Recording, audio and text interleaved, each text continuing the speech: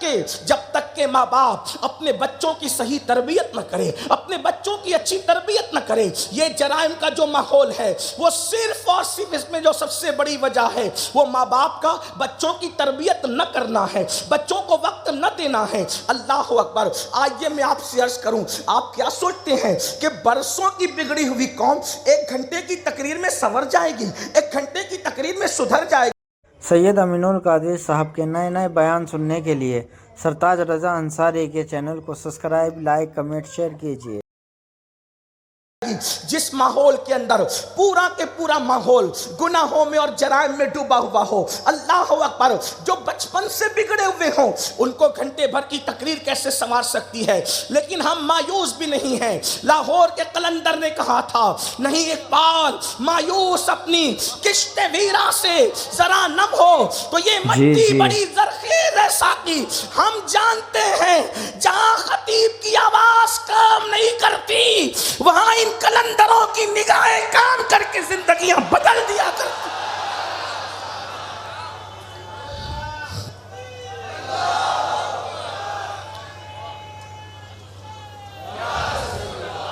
ابھی ایسے قلندر صفت لوگ ہمارے درمیان موجود ہیں کہ جہاں نگاہیں، جہاں آواز نہیں پہنچتی وہاں نگاہیں تقدیریں بدل دیا کرتی ہے۔ وہی قلندر تو یہ بھی کہتا ہے نا، کیا کہ نگاہیں ولی میں وہ تاثیر دیکھی بدلتی ہزاروں کی تقدیر دیکھی۔ ابھی ہمارے درمیان صاحب نگاہ موجود ہے، اہل نگاہ موجود ہے، اہل نظر موجود ہے، اور اللہ سے دعا ہے اللہ ان بزرگوں کو سلامت رکھے۔ لیکن ایک بات ضرور کہوں گا، سارے کام تو نظر ہی سے نہیں بنتے، اس کے لیے کچھ محنت بھی کرنی پڑتی ہے، اس کے لیے کچھ کاوش بھی کرنی پڑتی ہے۔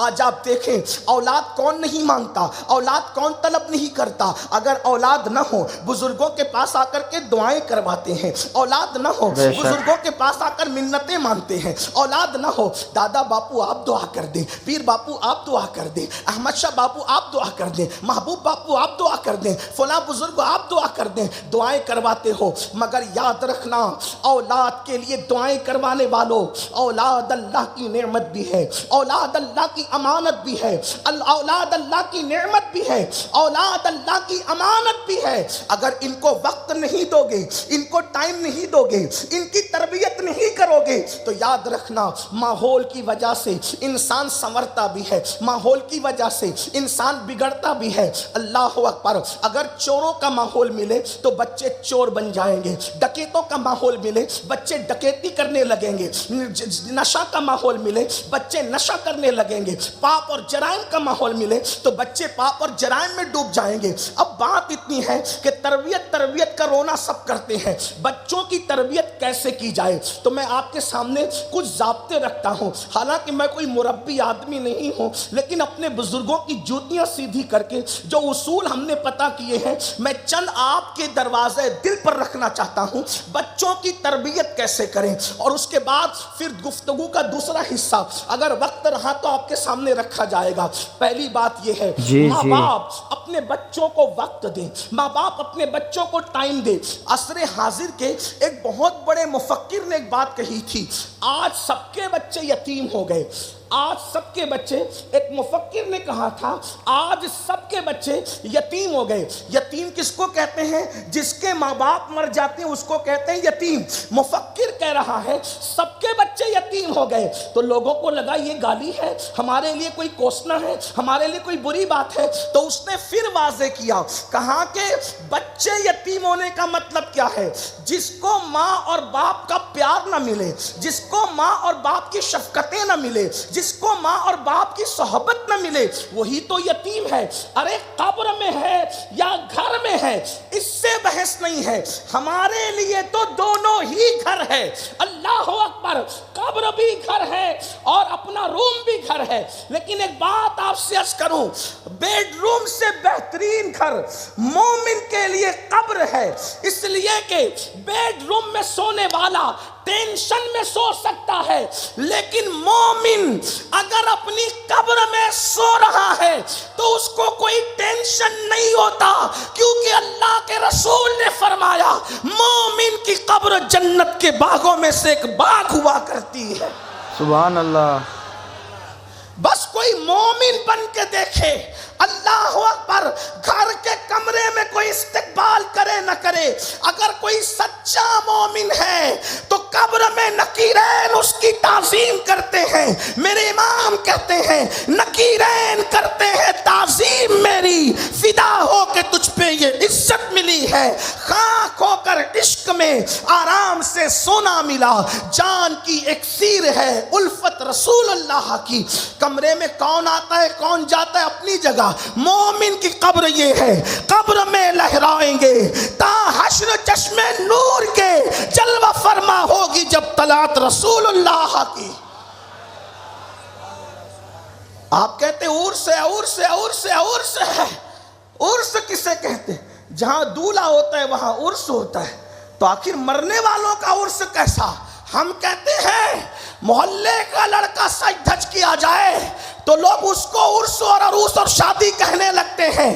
اگر معراج کا دولہا قبر میں آئے دیدار کرانے, وہ عرس نہیں ہے تو پھر عرس کس چیز کا نام ہے؟ آج پھولے نہ سمائیں گے کفن میں آسی, قبر کی شب ہے کس گل سے ملاقات کی رات, قبر میں لہرائیں گے تا حشر چشم نور کے, جلوہ فرما ہوگی جب طلعت رسول اللہ کی. تو عرض یہ کر رہا تھا انسان قبر میں رہے گھر میں رہے, لیکن بہرحال اولاد کو جو پیار نہ دے سکے, محبت نہ دے سکے, سرپرستی نہ کر سکے, وقت نہ دے سکے, ٹائم نہ دے سکے, یہی تو یتیمی ہے. اور یتیمی کہتے کس کو ہے؟ تو آج سب کے بچے یتیم ہو گئے. ماں باپ کل مرتے تھے تو بچے یتیم ہوتے تھے, آج جیتے جی بچے یتیم ہو گئے. نہ باپ اولاد کو ٹائم دے رہے, نہ ماں اولاد کو ٹائم دے رہی. کیا ہو رہا ہے؟ ماں موبائل لے کر کے بیٹھی ہے, کچن روم سے نکلتی ہے ٹی وی کا منہ پکڑ کے بیٹھتی ہے, یا تو موبائل لے کر بیٹھتی ہے. آج کل مجھے پتا چلا, مجھے خبر نہیں تھی, میں ایک علاقے میں گیا بڑے ترقی یافتہ شہر میں, تو مجھے پتا چلا کہ عورتیں بھی گیم کھیلتی ہیں. واللہ مجھے نہیں پتا تھا کہ عورتیں بھی گیم کھیلتی ہیں. مجھے حیرانی ہوئی کہ عورتیں بھی گیم کھیل رہی ہیں موبائل پر, عورتیں بھی فیس بک استعمال کر رہی. مجھے حیرت ہوئی, عورتیں بھی یوٹیوب. حالانکہ کوئی کچھ کہے, مسلمانوں کے شریف گھرانوں کے اندر ایک وقت وہ گزرا ہے کہ اللہ اکبر, عورتوں کے ہاتھ میں موبائل دینے کو ایسے ہی معیوب سمجھا گیا جیسے کسی مجرم کے ہاتھ میں بندوق دینا معیوب سمجھا جاتا ہے. اللہ اکبر, جو ہاتھوں میں چوڑیاں اچھی لگتی ہے ان ہاتھوں میں فیس بک چلانے والا موبائل آ جائے تو پھر قیامت کا انتظار کرو. لوگ کہتے ہیں یہ دقیانوسی خیالات کے لوگ ہیں. میری ایک تقریر پر کسی نے بڑا ہنگامہ کیا, یہ عورتوں کو موبائل دینے سے منع کرتا ہے. میں نے کہا تجھے نہیں منع کرتا, اس قوم کو منع کرتا ہوں جس قوم کے اندر سیدہ فاطمہ کا کردار موجود ہے, جس قوم کے اندر سیدہ زینب کا کردار موجود ہے. میں تمہیں منع نہیں کرتا, تمہارے تو خدا بھی بیوی نہ سنبھال سکے, ہم تمہیں کیا منع کریں. اللہ اکبر, ہم تو اس قوم میں رہنے والے لوگ ہیں کہ میری نبی کی شہزادی کے تقوی اور پرہیزگاری کا عالم یہ ہے.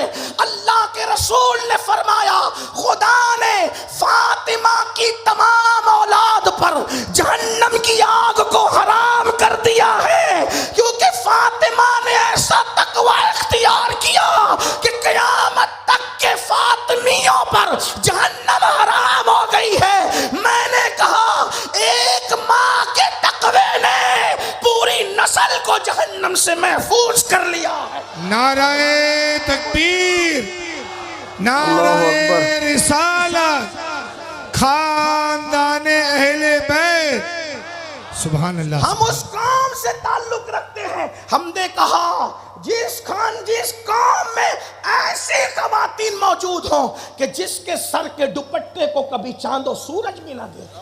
میرے امام فرماتے ہیں جس کا آنچل نہ دیکھا مہو مہر نے اس ردائے نزاہت پہ لاکھوں سلام.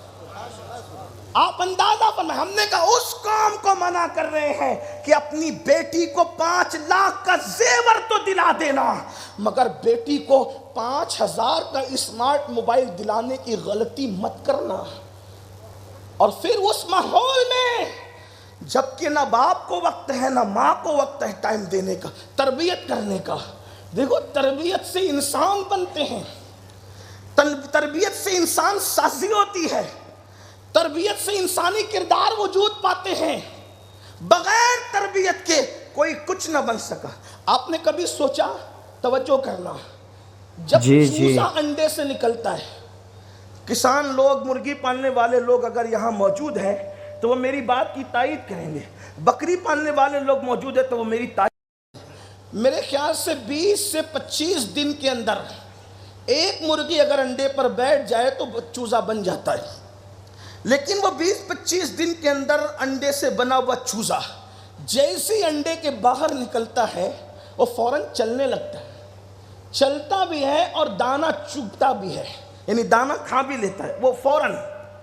پھر اس کے بعد بکری کا بچہ دیکھیں، وہ 5 سے 10 منٹ میں اٹھ کر کھڑے ہونے کی کوشش کرتا ہے، گرتا ہے کھڑا، پھر وہ کھڑے ہو کے چلنے لگتا ہے اور پھر وہ بھی چل پڑتا ہے اور مہینے بھر میں وہ چارہ چرنے لگتا ہے.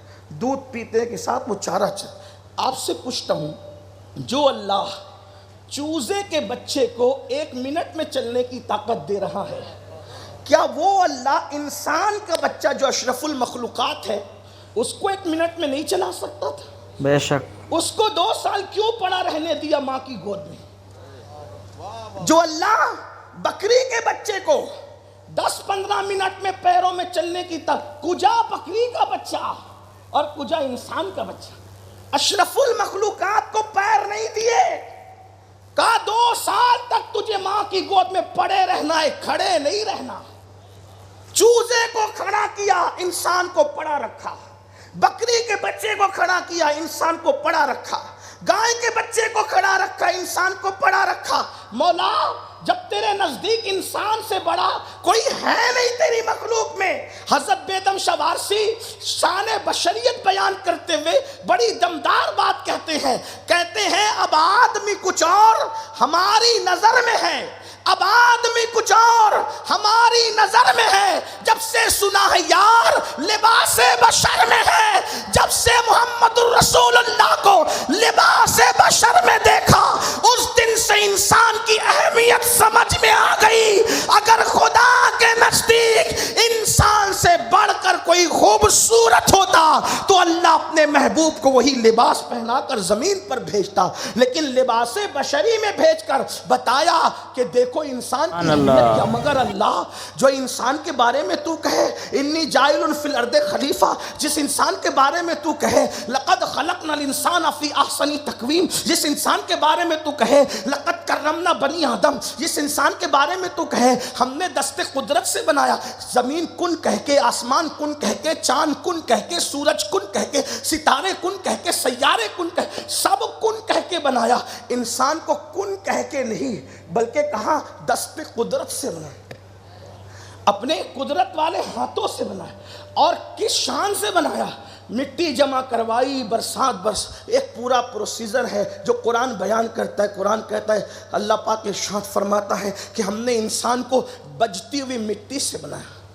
خلق الانسان من صلصال، ہم نے بجتی ہوئی مٹی سے انسان کو بنایا. تو اللہ نے شان سے بنایا. پھر کہاں؟ زمین پہ نہیں، جنت میں بنایا. اور جنت میں بنا کر کے دیکھو پھر وہ پوری شان میں، وہ ابھی اس کو نہیں چھیڑتا، لیکن غور کریں کس شان سے بنایا انسان. اور پھر کہا ہم نے اپنی جو وہ صورت پر پیدا کیا. جی آدم کو اپنی صورت پر پیدا کیا. یہ اپنی صورت سے صوفیہ الگ معنی مراد دیتے، فقہا الگ رہتے ہیں. میں صوفیہ اور فقہا کی اب بحث میں آپ کو الجھانا نہیں چاہتا، لیکن جو بھی ہے کہ انسان کو ہم نے اپنی صورت پر پیدا کیا، اپنی روح اس کے اندر پھونکی. اللہ اکبر، یہ شان ہے انسان کی. لیکن اللہ جو تو چوزے، بکری اور گائے کو منٹوں میں گھنٹوں میں چلا رہا ہے، کھڑا کر رہا ہے، انسان پیدا ہو کر 2 سال تک گود میں کیوں پڑا رہتا ہے؟ تو مشیت جواب دے گی بندے، جو کھڑا رہتا ہے وہ ماں باپ سے دور بھی چلا جائے. چوزے جب کھڑے رہنے کی طاقت پاتے ہیں تو مرغی کے قریب نہیں رہتے، پھر وہ چگنے لگتے ہیں. جو کھڑا رہے گا وہ چلے گا بھی، جو چلے گا. بکری کا یہی حال ہے، مرغے کا یہی حال ہے، اور اسی طریقے سے اور جانور کا. انسان کو 2 سال تک چلنے کی طاقت نہیں دی، 2 سال تک دودھ پلانے کا پروسیجر رکھا، حولین کاملین کہہ کر 2 سال تک دودھ پلانا ہے. کیوں؟ بندے جب تو بچہ رہے گا اور 2 سال تک ماں کی گود میں پڑا رہے گا، کھڑا نہیں رہے گا، پڑا رہے گا، تو ضرورت تجھے پڑا رکھے گی.